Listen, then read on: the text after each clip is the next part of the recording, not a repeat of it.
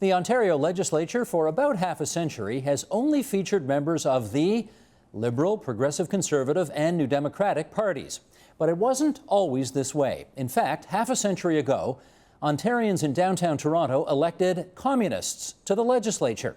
And the last communist to sit at Queen's Park was a man named Joe Salsberg.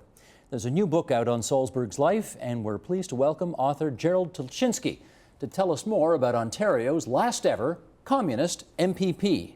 Jerry, it's great to have you in the studio. Thanks for coming in today. Thank you. Well, let's tell the J.B. Salsberg story. Where was he born? He was born in Poland in 1902 in a small shtetl called Lagov. A little village. A little village, Yeah. yes. And under what circumstances did his family come to Canada?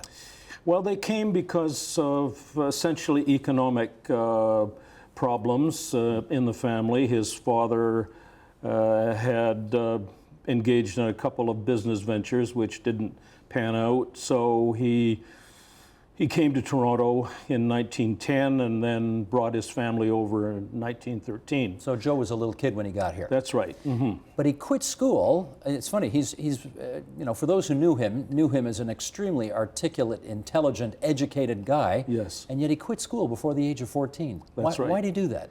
Well, he did it for economic reasons. His family was struggling. His father was what used to be called a junk peddler. A salvage engineer, maybe. That's what you'd call him today. A ragman, basically. A ragman, Yeah. right. And he had a tough time making a living. So Joe, Joe, to help the family out, quit school and went to work in a clothing factory. Was this now, you refer in the book to a leather goods factory on Wellington Street in downtown Toronto. Right. That had an enormous impact on him. What was it? Well, the effect on him was, you're right, profound. He saw that the conditions, generally speaking, in this factory and in other leather factories and in the clothing industry in general were abysmally bad. The hours were long. The working conditions in the factories were unsanitary, sometimes dangerous. And there were other abuses, such as sexual harassment and other problems, which he, with a strong social conscience that he inherited from his mother, essentially, wanted to alleviate. So this stoked his interest in left-wing politics, the union movement, that kind of thing? Yes, exactly. He was from a religious family, though, was he not? Very religious, yes. And yet he turned his back on that. He turned his back on it, but he respected his family's religious orientation. There was some tension when he embraced left-wing politics. His parents actually had wanted him to become a rabbi. And Joe, in his life in Poland and his early life in Canada, was instructed by a number of Lagov and Toronto rabbis in the Talmud and in Mishnah and other holy texts. And his father, who was very religious and a Chassid, wanted Joe to follow essentially in his footsteps. Very Orthodox Jewish. Very Orthodox Jewish, yes. Strictly kosher home, strict observance of the Sabbath and other holidays. And Joe, I think, took the universalistic message out of the Jewish teachings, but left the particularistic alone. Well, let's look a bit into his politics now, because we're talking the 1920s in Ontario. Yes. And the labor Zionist movement, if I can put it that way, is sort of splitting into a more moderate faction and then a more Marxist faction. Which one was he in? He was in the Marxist faction, but it wasn't Marxist enough for him. So by the early 1920s, by about 23, 24, he had begun to tire of the efforts he had been making to turn them in a more Marxist direction. And in addition to that, I think he lost interest in the Zionist perspective, that is to say, the building of a Jewish national home in Palestine. Which was still 20 years off. To a more universal Marxist outlook. Well, he joined the Communist Party of Canada in 1926. Yes. What did that entail at the time? What it entailed for most joiners was an acceptance of the goals of the Communist Party and the discipline of the Comintern. International Revolution? International revolution in theory, yes.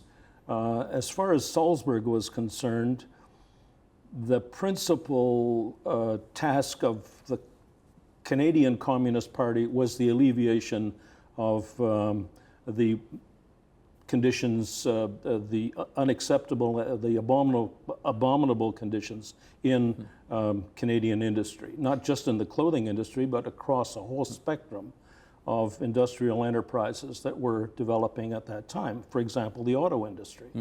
Was part of his calculation here that it seemed to be the case anyway, that in Soviet Russia, Jews there were treated better than Jews in North America would have been at the time? Yes, that was his perspective, and that's what a lot of Jewish Marxists believed.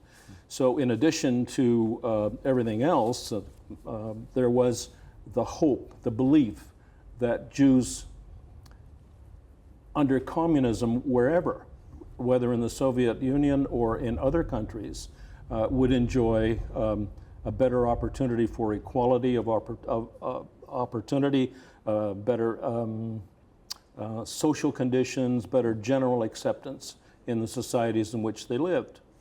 Throughout the 1930s then, as the excesses of Stalin start to become, well, suspected, maybe not well known at that time, but suspected, how did that affect Salsberg's view of what was going on over there? Well, Salsberg during the 30s, became increasingly suspicious of the real goings-on vis-a-vis Jews and other minorities in the Soviet Union.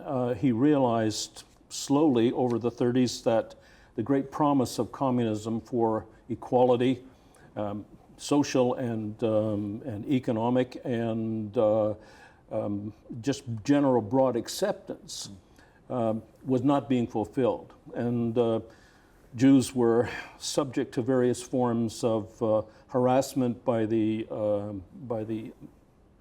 officialdom. They were being dismissed from the military academies, the diplomatic academies. There were problems vis-a-vis the Jewish Soviet homeland in Birobidzhan in the far east of the Soviet Union. There was an increase of anti-Semitism, resurgence of anti-Semitism, which officially had been banned in the Soviet Union, but it nevertheless resurfaced. Now, much of the world believed that the solution to that was a national homeland for the Jews in what was then called Palestine. Turned out to be Israel, of course. Yes. Was Salsberg in favor of the creation of Israel? Not by this time. I think he sort of retreated from that discussion and accepted the general Soviet line that what could be created in what was then called Palestine would be a binational state. That would be a significant come down from the official Zionist position of a Jewish national home in, as I say, what was then called Palestine. So Salsberg was not really engaged in a major way in the discussion of that issue. It retreated from his view for a number of years until he resurfaced as a Zionist after the creation of the state. Right. Let me bring you back here to the province of Ontario, because again, we're talking now mid-1930s, and Mitch Hepburn, who's the Liberal Premier of the day, introduces an anti-labor bill which would have reduced wages, deprived workers of the right to join unions, set limits on strikes and picketing. What did J.B. Salsberg do in response to all of that? He entered politics, and he attempted a number of times to get into the Ontario legislature, to get into the House of Commons, the federal House of Commons in Ottawa, and Actually, Jerry, can I go through this? Here we go. 1934, he runs for Toronto City Council Ward 4 and loses. 1935, he runs in Spadina riding and loses. 1936, he runs in Ward 4 again, municipally, and loses. Right. Runs in 1937 in St. Andrew provincial riding and loses. 1938, runs for City Council again and wins. Right. Finally. Why did he not quit after 4 losses? That would normally be enough. well,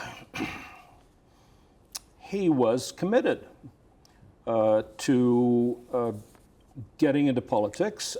He was, as a communist, used to being defeated. I mean, communists were running since the 1920s in various contests like the ones you've just listed without success. But they kept going, they kept running, they kept putting the candidates up, even though they knew they were probably going to lose. But they wanted to create a presence, they wanted to get into the political debate, and that was one way of doing it, by having candidates who could attend meetings and have rallies and make statements to the press as candidates, even though they were almost certain to lose. Amongst them, the approach was that we will, even though we lose, we can win some adherents. We can convince some people of the rightness of our cause. And slowly, gradually, maybe eventually, we will win. Now, mind you, at some point, communism became illegal. Did he go to jail for being a communist? Yes, he did. He went, not for being, excuse me, he went to jail during the Second World War for 3 months, which he spent at the Don Jail between July and October of 1942. But that was not for being a communist, but for violating some provision of the National Resources Mobilization Act. Okay. He eventually runs for a provincial seat at Queen's Park Yes. and wins. 1943, I think. Yes. Right, in the St. Andrew riding. You're right. Downtown Toronto. Yes. What would have been the issues that he was championing at the time? Well, he championed the very serious the real burning issue of racial, religious, and ethnic discrimination, amongst other things. The other was the flaws in the Ontario labor legislation that he pointed out at the time. He embraced a number of other issues, such as the paucity of the pension scheme. At that point, he represented it, or he was running in a riding where there were an awful lot of people who were elderly and economically marginal. The pension scheme in effect at that time was so inadequate, in his view, he was right, I think, that he championed that cause as well as a number of other minor questions. Let me read, here's an excerpt from your book, because, I mean, the Toronto of today was not the Toronto of 60, 70 years ago. And here's a little story that tells you a lot about J.B. Salsberg. This is from your book.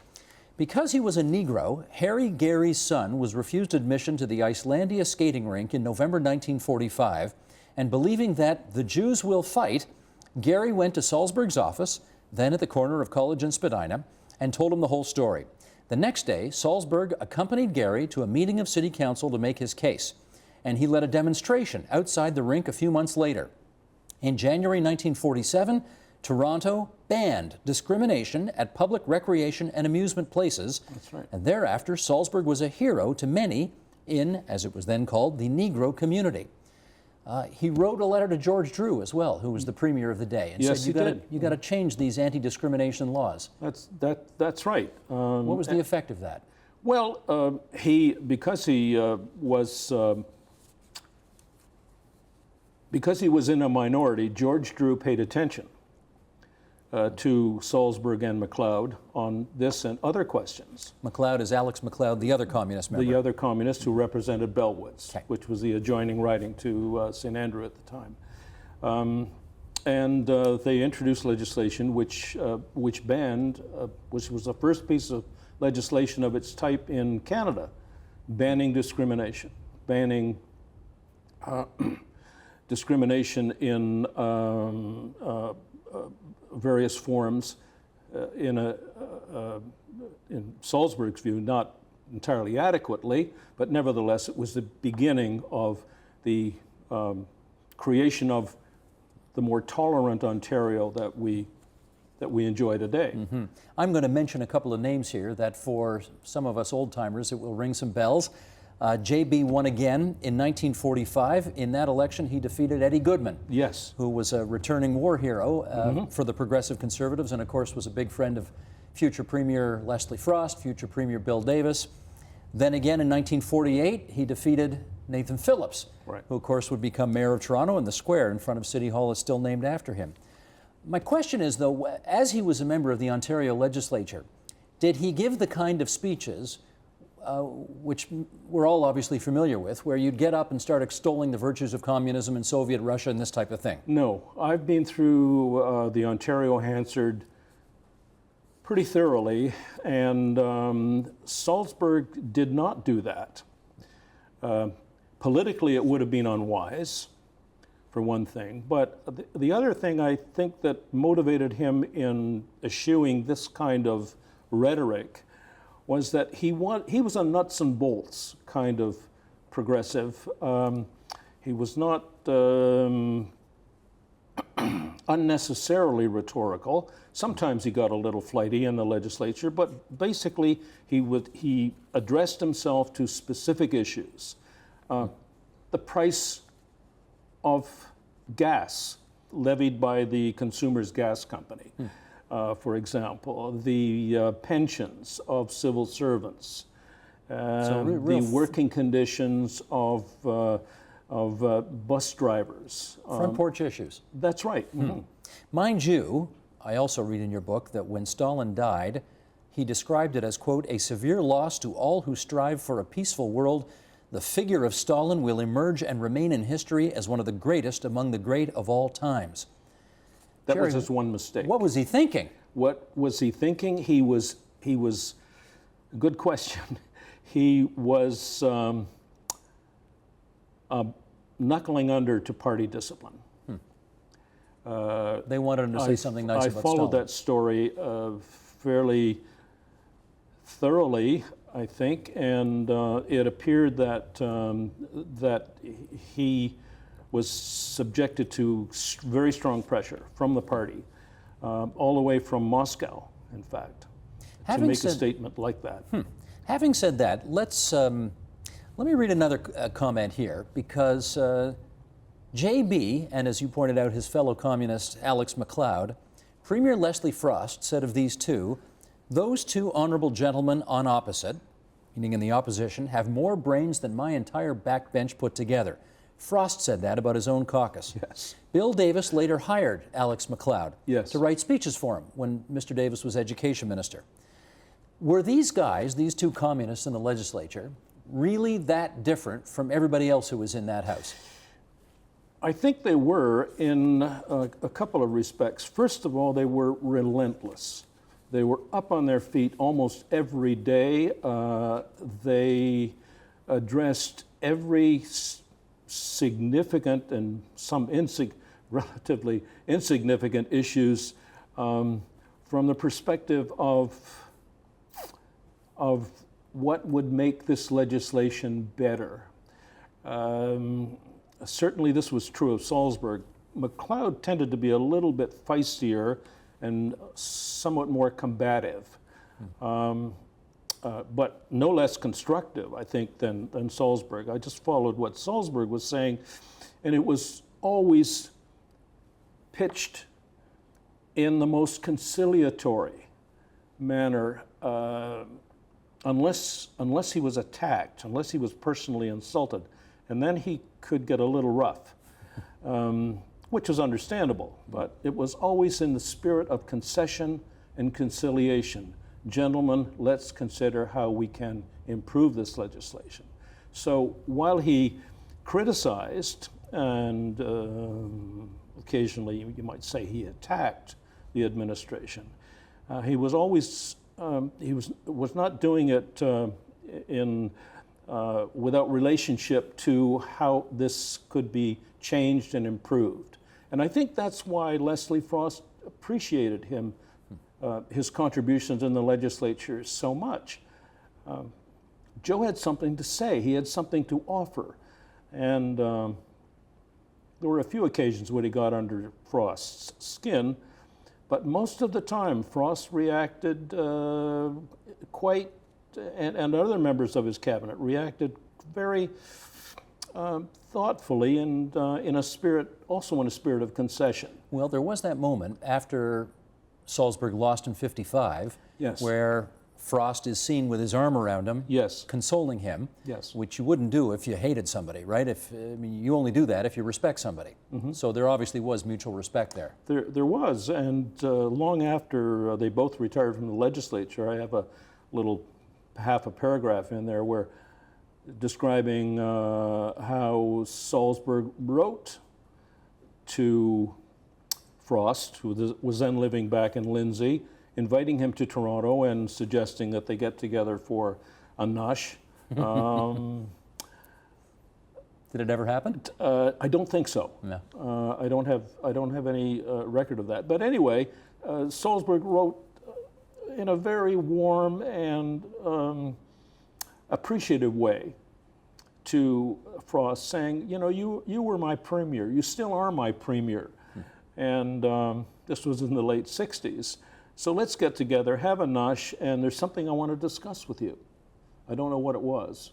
But again, for people of a certain generation, they'll recognize this name, Alan Grossman. Yes. Larry Grossman's father, yes, was the guy who eventually defeated Joe Salsberg. Yes. And bragged about it for years and years to come. Yep. I remember in the green room here at TVO, Larry Grossman telling me stories about how Alan used to say, I'm the guy who got rid of the communist scourge in downtown Toronto. Is that how most Torontonians saw it when the last communist was finally unelected at Queen's Park? I think so. I mean, it was a very bitter campaign. And Grossman conducted the campaign as you say, to get rid of the communists. The Yiddish press, the Hebräische Journal, mounted several editorials during the campaign telling Toronto Jews living in that riding to finally get rid of the communists. So I guess Torontonians saw it that way. Certainly people in the riding, you see the demographics had changed in the early 50s in St. Andrew.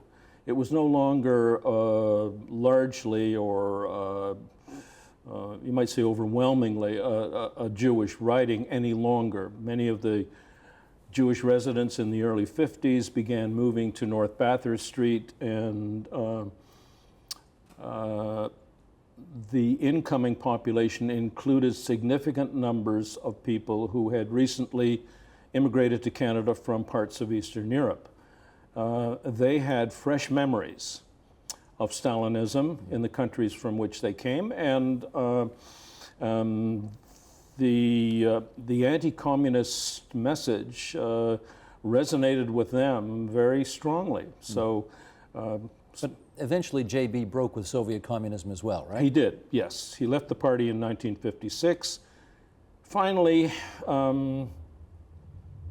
accepting the fact that there was very significant manifestations of anti-Semitism in the Soviet Union and throughout the Soviet bloc in Eastern Europe, and he couldn't accept it any longer. He had accepted it since the 1930s. He was aware, as I've said before, of the anti-Semitic currents that were flowing through the Soviet Union, and he was aware of even more extreme anti-Semitism after the war in parts of Eastern Europe. Partly a carryover from the war, partly a carryover, I think, from Nazi propaganda, which the communists apparently didn't do anything about, or very much, to try to arrest. So Salsberg he snapped, I guess. There's a famous story about that, and I tell it in the book. He met with Khrushchev. Salsberg did. Yes. And Khrushchev said, well, Joe, or words to this effect. Put his arm around him. Khrushchev was short. Joe was about 5'10", so it was up like that. The way it is with you Jews, said Khrushchev. Words to this effect. Everywhere you go, you build synagogues, Don't accept the propaganda that comes out of Wall Street from Baruch and others, Jewish capitalists. We do what we can, and we're not able to change very much, and go back home and just continue.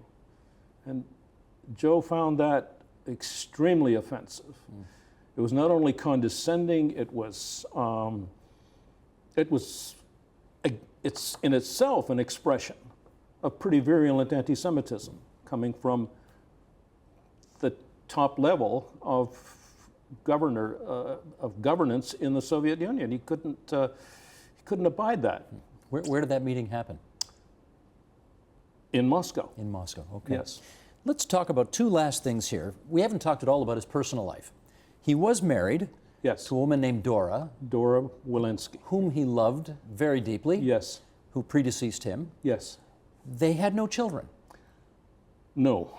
But they had a couple of twins who didn't make it, right? Yes. Tell that story.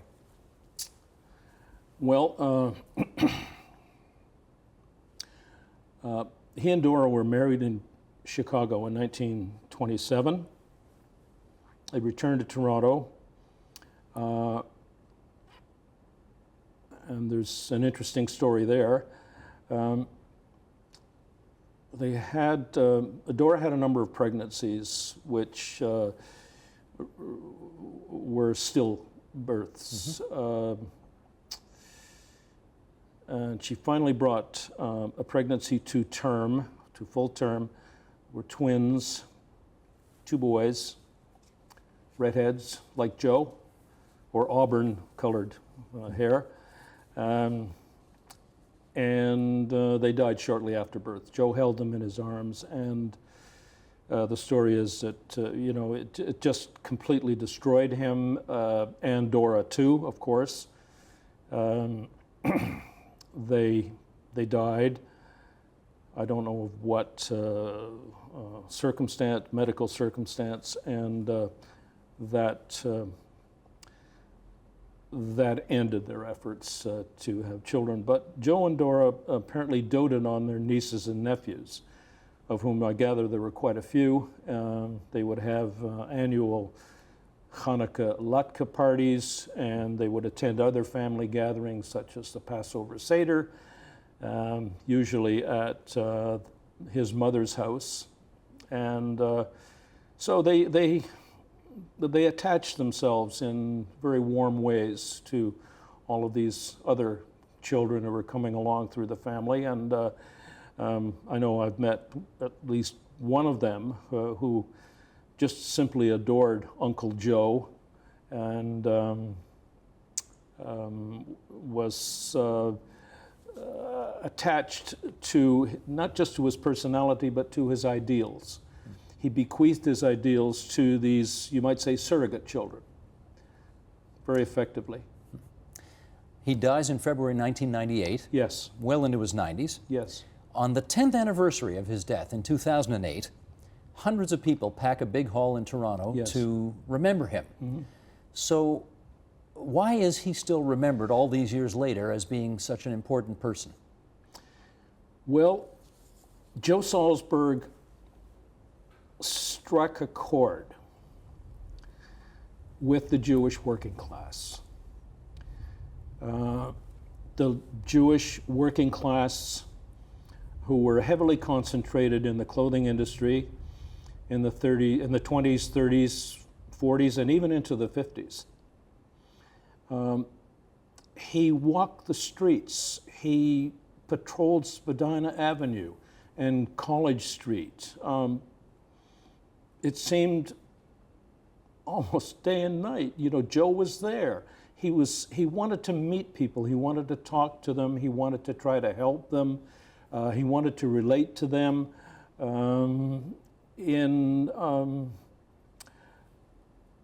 not just as a politician, but as a friend. And he succeeded. It's true it didn't work with everybody.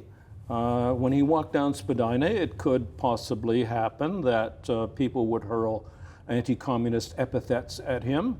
But the vast majority of the Jews and people of other ethnic origins, as we say, the Negro community, which part of which was centered down on Spadina, simply adored Joe. He had a way. He had a warmth. He had a, as it's said in Yiddish, a Menschlichkeit, a human decency, a human quality about him that was almost a kind of super personality. Did you ever meet him? No, I never met him. I saw him a number of times, but I never met him. But everyone tells me that this was the case. And you talk about this gathering on the 10th anniversary of his death. Most of the people there were I judged to be his contemporaries. Many of them came by public transport.